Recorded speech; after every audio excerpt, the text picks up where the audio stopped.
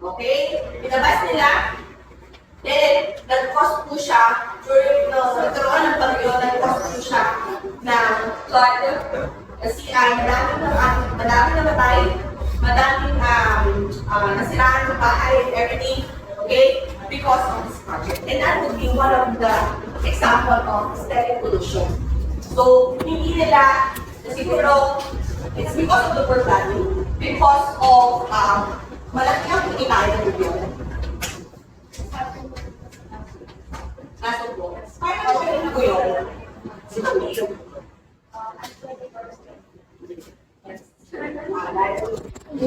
Nalasan sila po. Anong particular na design ko?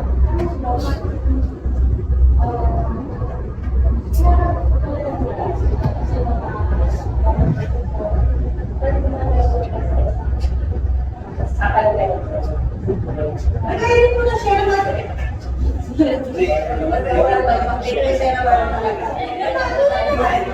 Share natin po. Utay-utay ito nila share natin. Pero hindi nila alam kung gaano ang may project natin sa lahat ng mga pwede na nagkakasinahin. Ha? So, this would be, pwede mo ang mga project na nagkakasina. Example, at least nalalaman ko. Okay?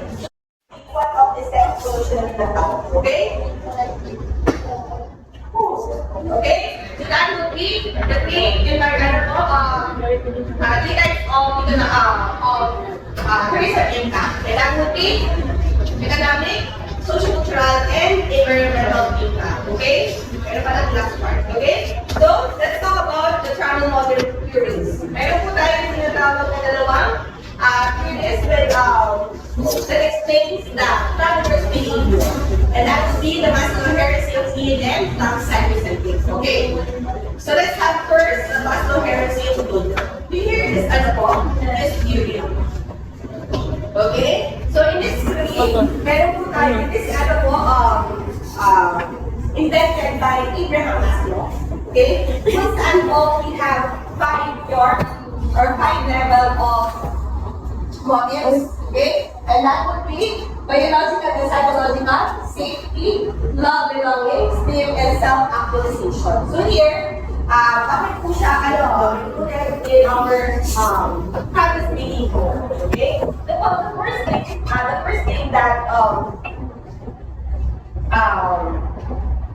first thing that nasasatisfy po ang mga trainers or travelers natin if we have the biological and psychological. And that would be food, sleep, and water. Okay? Once hindi po tayo nasatisfy dito, hindi tayo pwede mag-turn into second level, as well the third, fourth, and fifth level.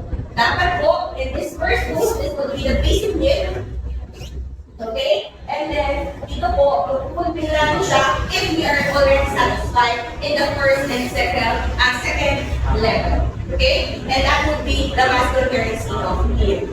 Next is we have here the top walk. We have here the block psychographic, and that would be the venturer and dependables. Okay? So ano po ang pagkakaiba ng venturer and dependable? There are two types of travelers.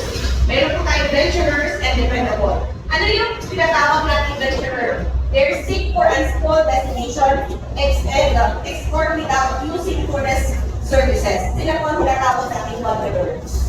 Sila po yung gusto mag-explore, gustong may go appeal tourist packages kasi gusto nila ng gusto nila na hindi paulit-ulit ang pinupuntahan.